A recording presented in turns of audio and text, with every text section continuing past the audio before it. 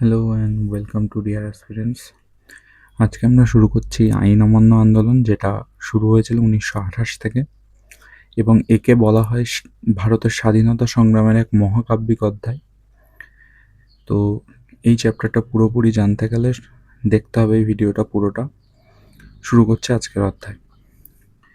1928 সালে সাইমন কমিশনই ছিল এই আইন অমান্য আন্দোলন বা সিভিল ডিসওবেডিয়েন্স মুভমেন্টের প্রেক্ষাপটে মূল ভূমিকা বা মূল কারণ বলা যেতে পারে। সাইমন কমিশন অ্যাকচুয়ালি কি? এটা 1927-এর ব্রিটিশদের তৈরি একটি কমিটি, যার চেয়ারম্যান ছিল স্যার জন সাইমন। এর সদস্য সংখ্যা ছিল 7 জন, এবং সবচেয়ে ডিবেট যে বিষয় হয়েছিল সেটা হচ্ছে এই কমিশনে কোনো ভারতীয় সদস্য ছিল না। যেহেতু ভারত শাসন আইন নিয়ে পর্যালোচনা হবে এবং ভারতীয় সদস্যই তার মধ্যে ছিল না কোনো, এটা নিয়ে একটা গণ আন্দোলন শুরু হয়। এর আন্দোলনের সূত্রপাত হয় 1928-এর যে মাদ্রাস সেশন হয়, সেখানে প্রেসিডেন্ট ছিলেন M A Ansari. M A Ansari preside করেছিল মাদ্রাস সেশন 1928-এ। তিনি তার নেতৃত্বে সাইমন কমিশন বয়কট করার একটি অর্ডার জারি হয়, এবং সাইমন গো ব্যাক স্লোগান মুখে নিয়ে যখন আন্দোলন চলে, সেই সময় পুলিশের লাঠিচার্জে আহত এবং পরবর্তীতে নিহত হন লালা লাজপত রায়। তো সেই সময় সাইমন কমিশনের যে সেক্রেটারি ছিল,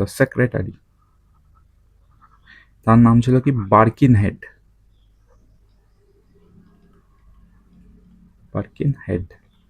এই বার্কিন হেড একটা চ্যালেঞ্জ ছুড়ে দেয়।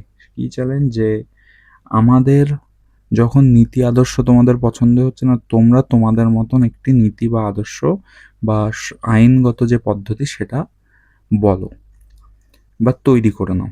এর ফলস্বরূপ পরবর্তীতে জওহরলাল নেহেরুর বাবা মতিলাল নেহেরু একটি রিপোর্ট পেশ করেন। তার 1928 সালে তাকেই বলা হয় নেহেরু রিপোর্ট। এটা কিন্তু জওহরলাল নেহেরু করে না, তার বাবা মতিলাল নেহেরু করে, এবং তাতে ডোমিনিয়ন স্ট্যাটাসের দাবি করা হয়। কিন্তু পরবর্তীতে যখন ডোমিনিয়ন স্ট্যাটাস দিতে ওরা রাজি হয়, তখন কিন্তু কংগ্রেস প্রত্যাখ্যান করে, কারণ তখন প্ল্যান চেঞ্জ হয়ে গেছিল এবং কংগ্রেসের মূল দাবি ছিল যাতে তাদেরকে পূর্ণ স্বাধীনতা দেওয়া হয়। যেমন 26শে জানুয়ারি লাহোর সেশন থেকে 1929-এর লাহোর সেশন থেকে জওহরলাল নেহেরুর সভাপতিত্বে পূর্ণ স্বরাজের ঘোষণা করা হয়, এবং এই 26শে জানুয়ারিকেই প্রথম স্বাধীনতা দিবস হিসেবে ঘোষণা করা হয়। এই জন্য 26শে নভেম্বর কনস্টিটিউশন তৈরি হয়ে গেলেও সবার প্ল্যান এটাই ছিল যে 26শে জানুয়ারিতে যেন কনস্টিটিউশন লাগু হয়। আচ্ছা, এই বার্কিন হেডের চ্যালেঞ্জের পরে আরও দুটি জিনিস জানতে হবে, যে 1927-এ দিল্লি প্রপোজাল দেয়। দিল্লি প্রপোজাল এই দিল্লি প্রপোজাল কে দেয়? মুসলিম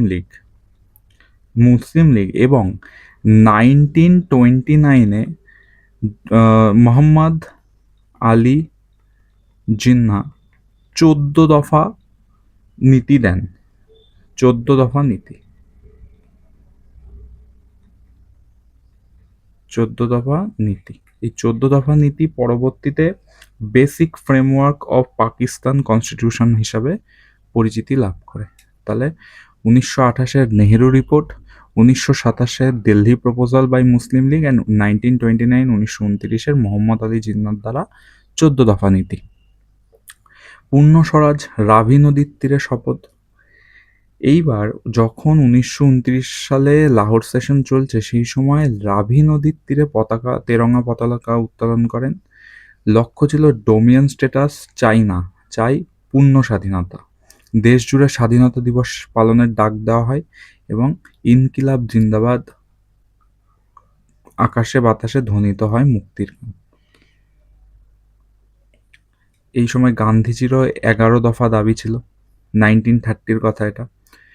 তার মধ্যে মূল যে দাবি সেগুলো ছিল কি? সাময়িক ব্যয় ও সরকারি বেতন 50% কমানো, লবণ কর সম্পূর্ণ বাতিল করা, সকল রাজনৈতিক বন্দীদের বিনা শর্তে মুক্তি দেওয়া, মদ ও মাদকদ্রব্য সম্পূর্ণ নিষিদ্ধ করা এবং দেশি কাপড়ের সুরক্ষা দিতে আমদানি শুল্ক আরোপ।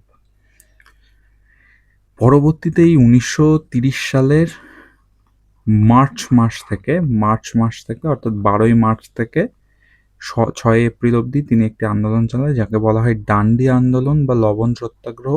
একে ডান্ডি মার্চও বলা হয় কারণ মার্চ থেকে এটা শুরু হয়েছিল।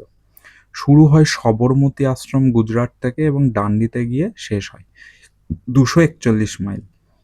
এর তাৎপর্য কি ছিল? লবণ একটি অতি সাধারণ বস্তু যা ধনী দরিদ্র নির্বিশেষে সকলকে ঐক্যবদ্ধ করতে সক্ষম হয়েছিল এবং গান্ধীজি এক মুঠো লবণকে কেন্দ্র করে তুলে নিয়ে ব্রিটিশদের আইন ভঙ্গ করেছিলেন।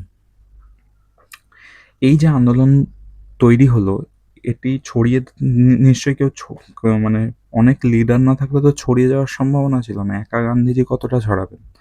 তো খুদাই খিদমতগার ও লাল কুর্তা বাহিনী যে তৈরি করেছিল, এই খুদাই খিদমতগার কথার অর্থ হচ্ছে servants of god, servants of god. এটাকে সীমান্ত গান্ধী বলা হয় যাকে, খান আব্দুল গফ্ফর খান। তারপরে তামিলনাড়ুতে কে ছড়িয়ে ইনি পেশোয়ারে ছড়ান। তামিলনাড়ুতে কে লিড করেন? তামিলনাড়ুতে লিড করেন চক্রবর্তী রাজা গোপালাচারী, স্বাধীন ভারতের প্রথম গভর্নর জেনারেল। রানী গাইডিনলিউ মাত্র 13 বছর বয়সে মণিপুর ও নাগাল্যান্ডের নেত্রী হয়ে ওঠেন। এর পাশাপাশি বিহারে অম্বিকা কান্ত সিনহা, বিহারে অম্বিকা কান্ত সিনহা নেতৃত্ব দেন এবং গান্ধী আরউইন চুক্তি যেটা 1931 স্বাক্ষরিত হয়, সেটা কি ছিল?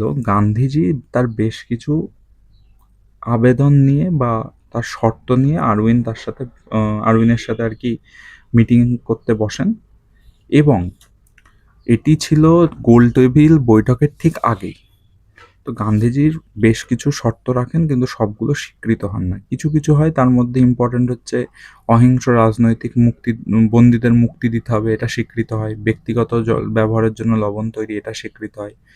কিন্তু এটা নিয়ে অনেক ডিবেট চলে যে গান্ধীজি চাইলে ভগৎ সিং এবং তার সঙ্গী যাদের ফাঁসি দেওয়া হয় তাদের বাঁচাতে পারতেন, কিন্তু তিনি সেই বিষয়ক কথা সেই মিটিংয়ে তুললেও এটা নিয়ে কোনো রকম স্বীকৃতি পাওয়া যায়নি, প্রত্যাখ্যান করেন ব্রিটিশরা এবং পুলিশি অত্যাচারের প্রকাশ্য তদন্তে এটিকেও প্রত্যাখ্যান করেন। এরপরে আর কি দ্বিতীয় গোলটেবিল বৈঠকে যোগ দিতে গান্ধীজি লন্ডনে যান। আর দ্বিতীয় গোলটেবিল বৈঠকই এমন একটা বৈঠক ছিল যেখানে গান্ধীজি গেছিলেন।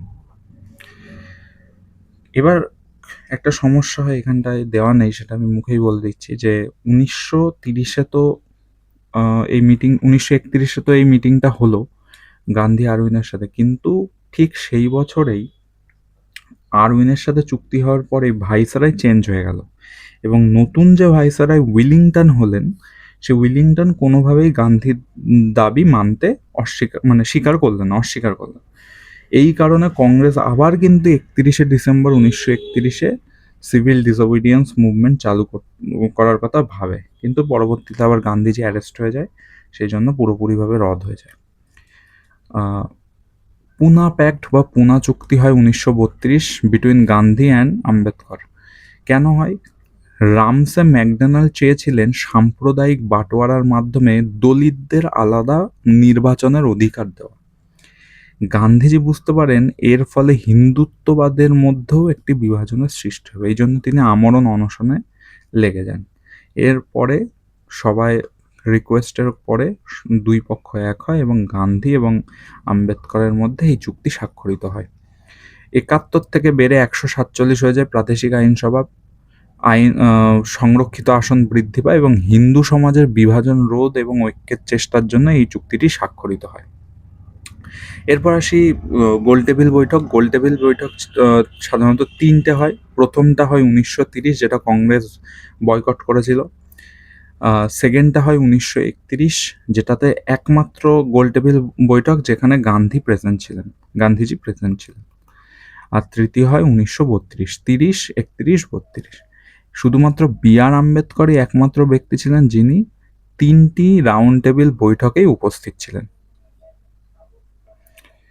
এরপর বসু বনাম এটা তো বসু বনাম গান্ধী, এটা তো অলরেডি আগে পড়া হয়েছে কংগ্রেস সেশনে। তাও একবার এখানে দেখে নেওয়া যাক যে মতাদর্শ বিভাজন হয় 1929 সালে।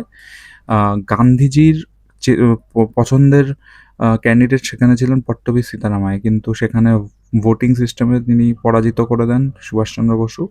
কিন্তু পরবর্তীতে তিনি যখন বুঝতে পারেন যে তিনি মানে গান্ধীজি এতে অখুশি হয়েছেন, তিনি পরবর্তীতে সেখান থেকে পদত্যাগ করেন এবং ফরওয়ার্ড ব্লক দল গঠন করেন। এই অবধি ছিল সিভিল ডিসোবিডিয়েন্স মুভমেন্ট। এরপরে শেষ ভিডিও মডার্ন হিস্ট্রির, যেটা ভারত ছাড়ো আন্দোলন, সেটি হলে আমাদের মডার্ন হিস্ট্রি কমপ্লিট হয়ে যাবে। তো এরকম ভিডিও পেতেই, শর্ট ভিডিও যেখানে পুরো হিস্ট্রি কভার হয়েছে এবং রিভিশন হয়েছে, এরকম ভিডিও পেতে লাইক করো এবং সাবস্ক্রাইব করতে ভুলো না। Thank you.